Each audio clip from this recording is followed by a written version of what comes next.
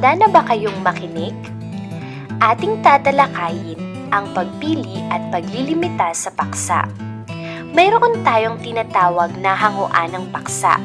Ang una ay ang sarili. Maaaring magmula ang ating paksa sa ating sariling karanasan, nabasa, narinig o natutunan. Maaari tayong makakuha ng paksa mula sa atin mismong sariling karanasan, kung saan isa ito sa pinakamagandang paksa na maaari nating mailahad sapagkat tayo mismo ang nakaranas ng pangyayaring ito. Maaari rin tayong makakuha mula sa ating naririnig sa ating paligid, mga iba't ibang paksa na tinatalakay ng iba't ibang tao na nakapaligid sa atin. Makatutulong din ang mula sa ating nabasa dahil mayroon tayong tiyak na impormasyon mula sa mga paksang ating nabasa at nais nating mailahad. Ang huli ay ang ating natutunan. Maaari tayong humango ng paksa mula rito dahil atin mismo itong natutunan, marahil mula sa ibang tao, pangyayari o ano paman. Ang mahalaga ay ang natutunan natin na magagamit upang maging isa sa hanguan ng paksang ating ilalahad. Ang ikalawa ay ang dyaryo at magazine. Isa ito sa maituturing na hanguan ng paksa dahil likas na sa ating mga tao ang magbasa ng ganitong uri ng mga babasahin na kung saan ay madalas dito nakalahad ang mga iba't ibang issue na kinakaharap ng ating bansa at marami pang bagay. Tiyak na impormasyon ang maibibigay sa atin upang magamit natin ito bilang isa sa hanguan ng paksa na maaari nating ilahad o talakayin. Maaari tayong makakuha ng paksa sa kolum at artikulo na ating nababasa. Marami rin uri ng artikulo na maaari nating pagkuhanan ng paksa, katulad ng balita, business, sports at entertainment. Ang ikatlo ay radyo, TV at cable TV. Isa ang radyo at telebisyon sa maituturing nating bahagi ng hanguan ng paksa dahil hindi natin maikakaila na malaki ang papel na ginagampanan ng mga ito sa ating pang-araw-araw na pamumuhay. Sa telebisyon ay makakanood tayo ng iba't ibang uri ng palabas. Mayroong balita, kaalaman, komedya at marami pang iba. Lalo na kung ang ating telebisyon ay may cable, kung saan mas marami ang channel o mas maraming palabas na pwede nating pagpilian. May mga cartoons para sa mga bata at yak din namang mayroong para sa matatanda. Isa rin ang radyo sa mapagkukuhanan natin ng paksa. Kagaya ng telebisyon, mayroon din itong iba't ibang uri ng programa para makatulong sa atin upang magkaroon tayo ng ideya sa paksang nais nating talakayin. Ang ikaapat ay ang mga otoridad, kaibigan at guro. Sa pamamagitan ng ating pagtatanong-tanong sa ibang tao ay maaari tayong makakuha ng impormasyon para sa paksang pampananaliksik.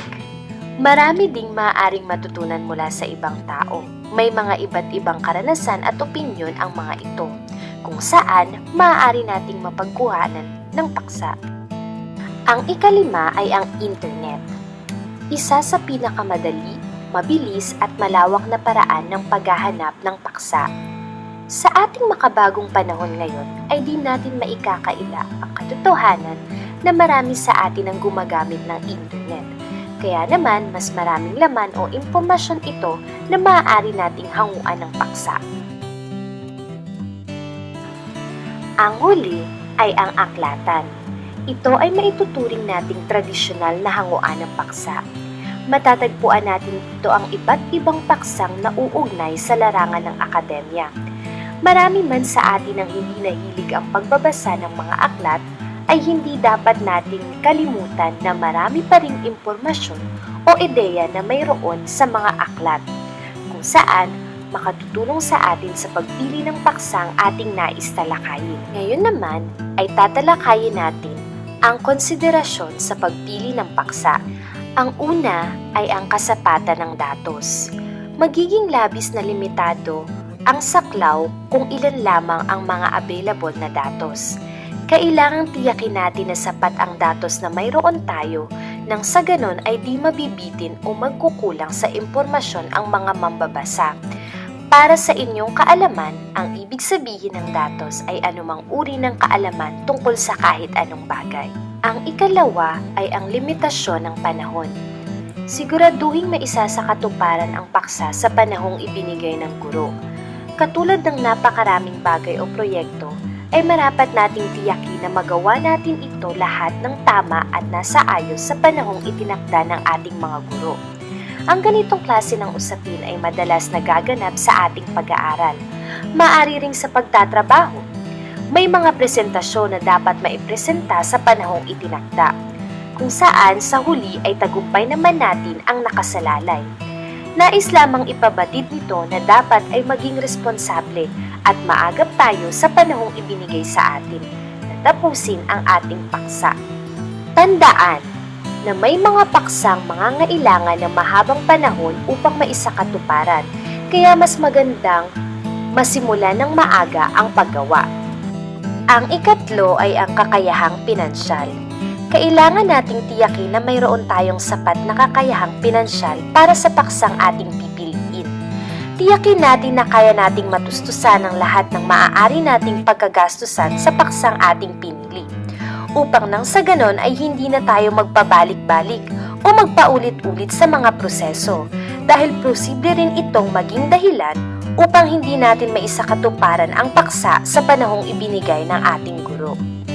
Tandaan, may mga paksang mangangailangan ng malaking gastusin na kung titipirin ay maaaring maisakripisyo ang kalidad ng pananaliksik. Ang ikaapat ay ang kabuluhan ng paksa. Katulad ng mga bagay na ginagawa natin sa ating pang-araw-araw na pamumuhay, tinitiyak natin na ginagawa natin ito dahil mayroon itong katuturan o kabuluhan. Kumbaga, mayroon tayong napapala dito. Ganon din sa pagpili ng paksa.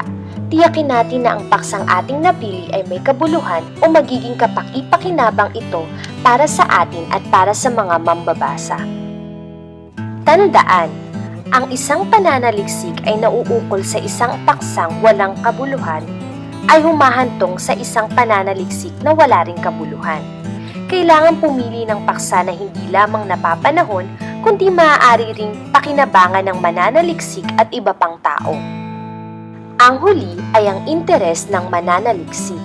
Magiging madali ang pangangalap ng datos kung ang paksa ay naaayon sa kanyang kawilihan o interes.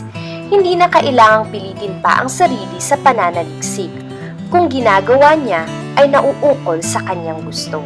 Sa makatuwid, kailangang tiyakin ng isang mananaliksik ang paksa kung saan siya komportable o willing gawin.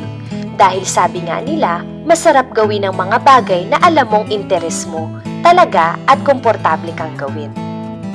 Hanggang dito na lamang po mga kamag-aral.